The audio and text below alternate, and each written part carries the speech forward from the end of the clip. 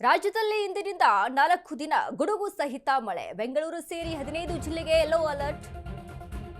ರಾಜ್ಯದಲ್ಲಿ ಇಂದಿನಿಂದ 4 ದಿನ ಗುಡುಗು ಸಹಿತ ಮಳೆ.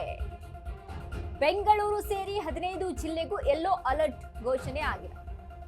ಉತ್ತರ ಮತ್ತು ದಕ್ಷಿಣ ಒಳನಾಡು ಜಿಲ್ಲೆಗಳಿಗೆ ಯೆಲ್ಲೋ ಅಲರ್ಟ್.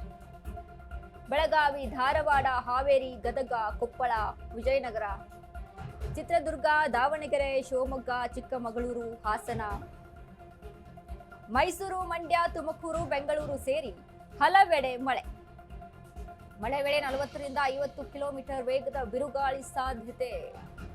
ರಾಜ್ಯದ ಒಳನಾಡಿನ ಹಲವು ಜಿಲ್ಲೆಗಳಲ್ಲಿ ಆಲಿಕಲ್ಲು ಮಳೆ ಸಾಧ್ಯತೆ. ಮಳೆ ಮುನ್ಸೂಚನೆ ನೀಡಿರೋ ಹವಾಮಾನ ಇಲಾಖೆ. ಅಗತ್ಯ ಮುನ್ನೆಚ್ಚರಿಕೆ ವಹಿಸುವಂತೆ ಹವಾಮಾನ ಇಲಾಖೆ ಸೂಚನೆಯನ್ನ ಕೊಟ್ಟಿದೆ. ರಾಜ್ಯದಲ್ಲಿ ಇಂದಿನಿಂದ 4 ದಿನ ಗುಡುಗು ಸಹಿತ ಮಳೆಯಾಗುವಂಥದ್ದು. ಮಳೆ ಅಂತ ಎಲ್ಲರೂ ಖುಷಿಯಾಗಿದ್ದಾರೆ ಒಂದ್ ಕಡೆ. ಯಾಕಂದ್ರೆ ಈ ಬಿಸಿಲಿನ ಬೇಗೆಗೆ ತತ್ತರಿಸಿ ಹೋಗ್ತಾ ಇದೆ ಜನ. 40% ಬಿಸಿಲು ಅಂತ ಅಂದ್ರೆ ಈ ಬಿಸಿಲು ಹೋಗ್ಬಿಟ್ರೆ ಸಾಕಪ್ಪ ಅನ್ನುವಂಥ ರೀತಿಯಲ್ಲಿ, ಮಳೆ ಯಾವಾಗ ಬರುತ್ತೆ ಅನ್ನುವಂಥ ರೀತಿಯಲ್ಲಿ. ಬಟ್ ಇಲ್ಲಿ ಈ ಮಳೆ ಯಾವ ರೀತಿಯಾಗಿದೆ, ಸಾಕಷ್ಟು ಬಿರುಗಾಳಿ ಇರುವಂಥದ್ದು, ಅದ್ರ ಜೊತೆಗೆ ಆಲಿಕಲ್ಲು ಮಳೆ ಆಗುವಂತ ಸಾಧ್ಯತೆ ಹೆಚ್ಚಾಗಿದೆ.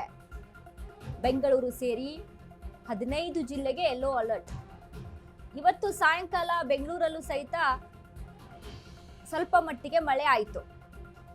ಒಂದು ರೀತಿಯಾಗಿ ತುಂತುರು ಮಳೆ ರೀತಿಯಲ್ಲಿ ಕಾಣಿಸ್ಕೊಂಡಿತ್ತು ಬೆಂಗಳೂರಿನಲ್ಲೂ ಸಹಿತ. ಹಾಗಾಗಿ ಇದೀಗ ಇವತ್ತು ಮಳೆ ಬರುವ ಮುನ್ಸೂಚನೆಯನ್ನ ಕೊಟ್ಟಿದೆ.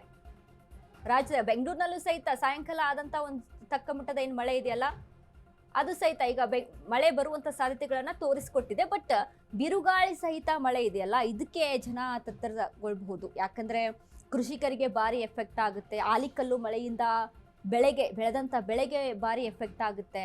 ಯಾಕಂದ್ರೆ ಕಳೆದ ಬಾರಿ ನೋಡಿದ್ವಿ ನಾವು, ಈ ಹಿಂದೆ ಒಂದು ತಿಂಗಳ ಹಿಂದೆ ಯಾವ ರೀತಿಯಾಗಿ ಆಲಿಕಲ್ಲು ಮಳೆ ಬಂದು ಬೆಳೆಗಳನ್ನೆಲ್ಲ ನಾಶ ಮಾಡ್ತು, ಬೆಳೆದ ಬೆಳೆ ಎಲ್ಲ ಎಷ್ಟರ ಮಟ್ಟಿಗೆ ನಾಶ ಆಯಿತು ಅಂತ. ಅದ್ರ ಜೊತೆಗೆ ಇವತ್ತು ಕೂಡ ಗಮನಿಸಿದ್ವಿ, ಬಿರುಗಾಳಿ ಸಹಿತ ಮಳೆ ಆಗಿದ್ರಿಂದ ಅಡಿಕೆ ತೋಟಗಳೆಲ್ಲ ಹೇಗೆ ಯಾವ ರೀತಿಯಾಗಿ ನೆಲ ಕಚ್ಚಿತ್ತು ಅಂತ. ಈ ರೀತಿಯಾದಂಥ ಸಿಚುವೇಶನ್ಸ್ಗಳು ಆಗುವಂಥ ಸಾಧ್ಯತೆ ಇದಾವೆ. ಒಂದು ಕಡೆ ಖುಷಿ ಅಂದರೆ ಮತ್ತೊಂದು ಕಡೆ ರೈತರಿಗೆ ಈ ರೀತಿಯಾಗಿ ಸಂಕಷ್ಟ.